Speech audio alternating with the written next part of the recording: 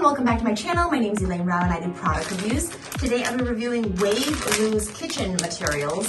So first and foremost, they have this kitchen silicone steamer basket. It's connected by this, so you can just put it in order to secure it or pull it out. Ooh, it's actually really, really big. So you just put all your steamed veggies into here and then you just put it into your pot and then just wait, and then when you're ready, just pull it out. You can put these in the washing machine, and over here, it's a nice firm sturdy base, which will make cooking vegetables super, super easy. And of course, you know, these hang outside the pot, which make it easy for you when you're ready. You just pull it up. This over here is an air fryer silicone pot. So instead of making your air fryer dirty and or having to clean it out all the time, just put your food inside one of these, and then you can place it inside of your air fryer. And then when you want to wash it, you just wash this thing instead of the whole entire air fryer bottom pan. This is available in two sizes. This one is the large, and then this one is the X large.